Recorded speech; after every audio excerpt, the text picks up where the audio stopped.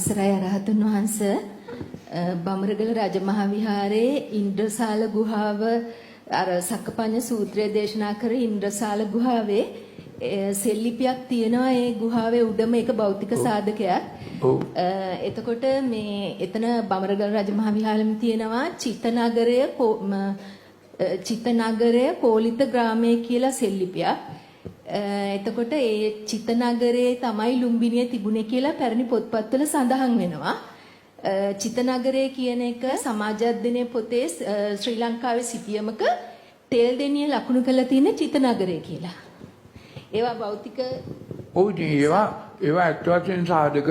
දැන් ඔය පරිණිතාන මහත්තයා පුරාවිද්‍යා කොමසාරිස් හැටියට පත් වුණාට පස්සේ මහනුවර මේ ක්වීන්ස් හෝටලේ ප්‍රසිද්ධ දේශනයක් කළා. කිව්වා මේ ඉන්ද්‍රසාල ගුහාවේ තියෙන සෙල්ලිපියත් අරගෙන මේ ඉන්ද්‍රසාල ගුහාවට අදාළ කරුණුත් අරගෙන මේ බුදුහාමුදුරුවෝ මේ ඉන්ද්‍රසාල ගුහාවේ වැඩ වාසය කළ බවත් ඒ දේශනයක් කළ බවත් ඒ අනුව බුදුහාමුදුරුවෝ මෙතන ජීවත් වුණ බවත් මේව ඔක්කොම ප්‍රකාශයක් කළාම එදා පරිණිතාන මහත්තයාට මේ රටේ හිටිය සම්මත හාමුදුරුවරු ඔක්කොම විරුද්ධ වුණා. ඒක තමයි උනේ. ඉතින් ඒක නිසා ඔයා වහනවා. පුරාවිද්‍යාකාරයෝත් වහනවා, හාමුදුරුවරුත් වහනවා. මොකද ඒගොල්ලන්ට දැන් ඊට එහා කියන්න දෙයක් නැහැ. ඒකයි වැඩි. දැන් නමුත් ඔය බඹරගල සියලු කරුණු බඹරගල ඒ රජමහා විහාරේ බොහෝම පැරණි රජමහා විහාරයක්. ඒ කියන්නේ බෝසත්තුමා උපන් දවසේ ඉඳන් මෙතන පූජනීය ස්ථානයක් හැටියට තිබුණා. එදත් රජ කාලෙත් බුද්ධ කාලෙත් අදත් ඒක එහෙම තියෙනවා. එතන තියෙනවා නොයෙකුත් පොත්පත්. එතන තියෙනවා නොයෙක් සෙල්ලිපි තියෙනවා. ගල්වල කෙටු පිහිටි ගල්වල කෙටු සෙල්ලිපි 14ක් තියෙනවා. ඉන්ද්‍රසාල ගුහාව තියෙනවා. ඉන්ද්‍රසාල ගුහාවේ බුදුහාමුදුරුවෝ වස්විසුව බවක් තියෙනවා. ඒ වගේම ඉන්ද්‍රසාල ගුහාවේ වැඩ වාසය කරපු කාලේ බුදුහාමුදුරුවෝ පරිහරණය කරපු සිවුරකුත් පාත්‍රයත් තන්පත් කළා චෛත්‍යයක් හැදුව බවක් තියෙනවා. ඒ චෛත්‍ය පස්සේ යම් කිසි දෙයකින් කඩා වැටුණා.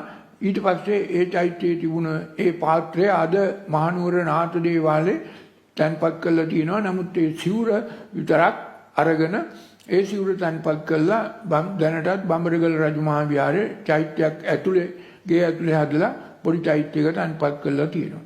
ඒ වගේම ඒ බෝසත් කුමාරයා උපන් ඒ ප්‍රසූත ගුහාව අදටත් ප්‍රසූත ගුහාව හැටියට තියෙනවා.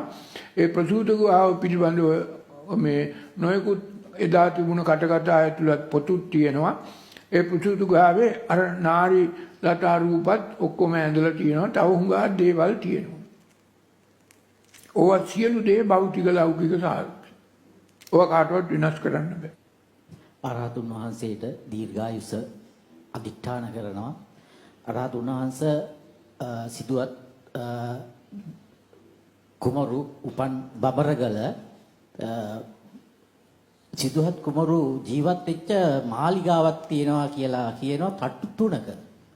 ඒ ගැන පොඩ්ඩක් දැනගන්න කැමතියි. අර ඒ කාලේ ජයරත්න පතිරාරච්චිගේ ප්‍රකාශයක් මම මේ කරේ. ඔව් ඉතින් ඒ ජයරත්න පතිරාරච්චිත් ඒවා මේවා කියලා තියෙනවා. දැන් ඒවා කවුරුවත් විශ්වාස කරන්නේ නැහැ. නමුත් දැන් මෙහෙමයි.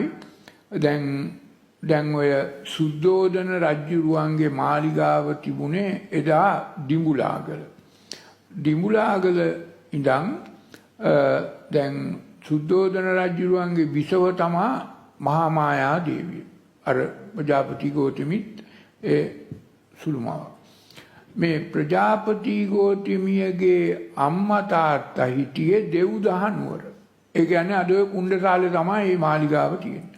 එතකොට අර දරුවා ප්‍රසූත කිරීම සඳහා දිඹුලාගල ඉඳන් කුණ්ඩසාලෙට ආවා. මේ එන අතරේ තමා එන පාරක් තිබුණා ඒ කාලේ. දිඹුලාගල ඉඳන් මහවැලි ගඟ දිගේ ඇවිල්ලා මහවැලි ගඟේ ඔය හුළු ගඟයි මහවැලි ගඟයි වැටෙන තැනට පාස් කළ ගමන් ගඟෙන් මෙගොඩට එන්න පුළුවන්. ඇවිල්ලා තමා මේ දෙව්දහනුවරට කුණ්ඩසාලට ආවේ. මෙන්න මේ එනකොට තමා මේ බඹරගල තියෙන්නේ. මේ බඹරගලට තමා දෙව්දහනුවරට යන්න උනේ නෑ. බඹරගලට තමා දරුවා හම්බුනේ. ඒක තමයි කතාව. අවසරයි ගරු අරිහතුන් වහන්සේ අපිට මේ හෙළ ඉතිහාසය ගැන දැන් අර පුරාවිද්‍යා දෙපාර්තමේන්තුවේ මහත්තයා කියපු එකත් එක මම ඇත්තටම ඇලෙන්න ගැටෙන්න මුලා වෙන්න නෙමෙයි අපි මෙතෙන්ට එන්නේ මේ ධර්මය දැනගන්න මේ ඒකෙන් එලීම ගැටීම මුලා වීමෙන් නිදහස් වෙන්නමයි ඒ වුණාට නමුත් අර මෙතන අලුතෙන් ආපු කට්ටියත් ඉන්න හින්දා මේ ප්‍රොෆෙසර් රාජ් සෝමදේව මහත්තයා මේවා ගැන හෙව්වේ නැහැ පුරාවිද්‍යාවෙන් හෙව්වේ නැහැ කියලා කිව්වා ඒ වුණාට ස්වර්ණවාහිනිය ඇතුළු මේ ලංකාවේ තියෙන හැම channel එකකම news එකක් ගියා මිහිඳු මහරහතන් වහන්සේ වැඩම කරන්න කලින් ලංකාවේ තේරවාදී බුද්ධාගම තිබ්බා කියලා අදහසක් තිබ්බා කියලා ප්‍රොෆෙසර් රාජ් සෝමදේවම කියලා තියෙනවා. ඒ news එක අද මං ගාව තියෙනවා. මිහිඳු මහරහතන් වහන්සේගේ ලංකා ගමනයෙන් පසු මෙරට සම්බුද්ධ ශාසනය ආරම්භ වූ බව අපි කවුරුත් අසා තිබෙනවා. ඒත් මිහිඳු හිමියන් ලංකාවට වැඩම කිරීමටත් පෙර අපේ රටේ බුදුදහම ප්‍රචලිත වී තිබුණු බව ඔබ දන්නවද? ඒ පිළිබඳ තොරතුරු අනාවරණය කර ගැනීමට කැලණිය විශ්වවිද්‍යාලයේ පුරාවිද්‍යා පශ්චාත් උපාධි ආයතනයේ මහාචාර්ය රාජ් සෝමදේව මහතා ඇතුළු කණ්ඩායමක් සමත් වී තිබෙනවා. ඔවුන් ඊට අදාළ ඓතිහාසික සාක්ෂි සොයාගෙන තිබෙන්නේ කල්තොට කූරගල ප්‍රදේශයෙන්. අපේ රටේ සබර්ගමුව පළාතට අයත් රත්නපුර දිස්ත්‍රික්කයේ කල්තොට කූරගල ප්‍රදේශයේ ගල්ගුහා ආශ්‍රිතව මහාචාර්ය රාජ් සෝමදේව මහතා ඇතුළු පුරාවිද්‍යාඥයින් කණ්ඩායම් ගවේෂණ කටයුතු ආරම්භ කළේ මීට වසර කිහිපයකට කලින්. එහිදී ගල්ගුහා වලින් හමුණු සෙල්ලිපි ආශ්‍රිතව තමයි මේ අලුත් සොයා ගැනීමට පුරාවිද්‍යාඥයින්ට මඟ පෑදී තිබෙන්නේ. කටාරම් කොටපු ගල්ගුහා වර්ග දෙකක් තිබෙනවා සෙල්ලිපි සහිත සෙල්ලිපි රහිත. සෙල්ලිපි රහිත ගල්ගුහා වල අපි පරීක්ෂා කරාම ඒවා කටාරම් පවා බිම වැටිලා. ඒවා ඊටාම පෞරාණික කාලයක කටාරම් කොටපු ගල්ගුහා. මහාචාර්යතුමා පවසන ආකාරයට මිහිඳු මහරහතන් වහන්සේ වැඩම කළ මිහින්තලය ප්‍රදේශයෙන් සොයාගෙනු සෙල්ලිපිවල නොතිබූ බොහෝ දේ කූරගල සෙල්ලිපිවලින් හමුවීම විශේෂත්වයක්. මිහිඳු මහරහතන් වහන්සේගෙන අනුබුදු හිමියෝ උන්වහන්සේ වැඩි තැන කොටපු සෙල්ලිපිවල නැති ගැඹුරු ධර්ම කාරණා කල්තොට කූරගල තියෙනවා. කොහොමද මිහිඳු මහරහතන් වහන්සේ වැඩලා ඔච්චර සුළු කාලෙකින් උන්වහන්සේගේ ඒ ජීවමාන කාලය තුලම මේ කල්තොට බලංගොඩ ඈත රට අතුලත ප්‍රදේශවලට බුද්ධ ආගම ගිහිල්ලා මේ තරම් තදබල ලෙස මේ සම්ප්‍රදාය ස්ථාපනය වෙන්නේ. ඒක තර්කානුකූලව විස්තර කළ හැකි දෙයක් නෙමෙයි. කූරගල සෙල්ලිපිවල එන ඇතැම් බ්‍රාහ්මී අක්ෂර වලින් කියවෙන දේ ගැන එතුමා පැහැදිලි කළා. ලංකාවේ හැමතැනම තියෙන්නේ සෙල්ලිපි සතර දිසාවෙන් ආවා වූද නොආවා වූද සංඝයාට දුන්නා. ටැංකැටිය ලිපියක තියෙනවා කල්තොට අප්‍රමාණ ලෝක ධාතුවෙන් වැඩි ආවුද නොවැඩි ආවුද මහා සංඝරත්නයටයි මේ ගුහාව දෙන්නේ. තවමත් අවසන් නොවුණු කල්තොට කූරගල ප්‍රදේශයේ සෙල්ලිපි ගැන පරීක්ෂණ වලින් ලංකාවේ සම්බුද්ධ ශාසනයේ විකාශනය ගැන වැදගත් තොරතුරු රැසක් අනාගතයේදී සොයා ගැනීමට හැකි වේවි. මේ වගේ ගැඹුරු අදහස් 105යි අපි පිටපත් කරේ. ගල්ගුහා 300කට වැඩිය තියෙනවා. අපි ගල්ගුහා 50යි බැලුවේ. 50ට මෙච්චර දේවල් කියන්න පුළුවන් වුණා නම් ඊටු 350ට මොනවා කියන්න බැරි වේද කියලා මගේ හිතේ අදහසක් තියෙනවා. ඒ වගේම තමයි අරියතුන් වහන්සේ මම මේ හැම තැනකම වගේ වන්දනා කරන්න ගියා. බඹරගල රජමහා විහාරයට ඇතුල් වෙන තැනම තියෙනවා මේ හෙළමවගේ දායාද රැක ගනිමු කියලා සිංහලෙන් දාපු බෝඩ් එකක්.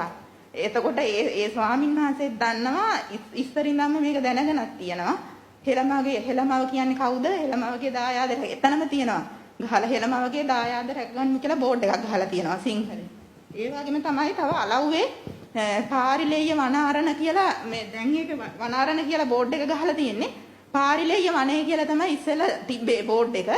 මේ ඒක ඒ නමින්ම අදටත් තියෙනවා. ඒක සුද්දන්ගේ කාලේ ලියපු ලෑල්ලක ලියපු බෝඩ් එකක් 1946 හරි 7 හරි ගහලා තියෙන්නේ පාරිලෙය්‍ය වනය කියලා. මේ පුරාවිද්‍යා දෙපාර්තමේන්තුවේ මේවා සර්ච් කරේ නෑ කියලා කියන්න බෑ. අරියතුන් වහන්සේ මොකද මේ ප්‍රොෆෙසර් රාජ් සෝමදේවම මේවා කරගෙන යන්නේ. අඩු වශයෙන් ওই පුරාවිද්‍යා දෙපාර්තමේන්තුවේ පුද්ගලයෝ අර මේ කෑගල්ලේ ඉඳන් නුවර පැත්තට යනකොට කිලෝමීටර් 2ක් විතර පාස් කළාම පාරායිනි තියෙනවා සුද්දන්ගේ පාලන කාලේ 1946 හරි 7 හරි ඉදි කරපු කොන්ක්‍රීට් පුවරුවක්.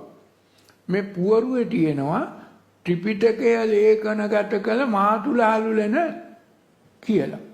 අඩු ගානේ ඕකවත් බලන්න එපාය. අරියතුන් වහන්සේ ඒක ඉස්සෙල්ලා අර තේ කඩයක් දාලා වහලා තිබ්බ දැන් නම් ඒක ඇරලා හොඳට ඕපන් එකේ ඒවා ඉතින් තේ කඩයක් දාලා වැහුවත් ඔය කොන්ක්‍රීට් පුවරුව සිංහල ආණ්ඩුවෙන් ගැහුව එකක් නෙමෙයි සුද්දන්ගේ ආණ්ඩුවෙන් හදපු එකක්. ඒ කාලේ සුද්ද පිළි අරගෙන තියෙනවා ත්‍රිපිටකයේ ලේඛනගත කළ මාතුලාලු ලෙන මේකයි කියලා. නමුත් ඊට පස්සේ මේ මෛත්‍රීපාල සිරිසේන මහත්තයා ජනාධිපති වුණාට පස්සේ මේ ත්‍රිපිටක මොකද්ද කරලා ලෝක උරුමයක් කරලා මාතලයට ගිහිල්ලා ඒක නැවත පැවරුවා. විකෘති කළා. අපි ආය ඇද ගන්න ඕනේ නැහැ. නමුත් අපි ඔක්කොම නෑ ඉතින් ඕක ඇද ගන්න ඕනේ මේ පිළිබඳව කරුණාකාරණා තේරුම් ගනි. දැනට මේ ධර්මයේ තේරුම් ගන්න ඊට පස්සේ ඔය ඓතිහාසික පදනම පසුබිම ඔක්කොම මතුවේයි නිවැරදි වෙයි හැම කෙනෙකුටම. වහන්සේට කායික දුක් නෝරේ සෝපත්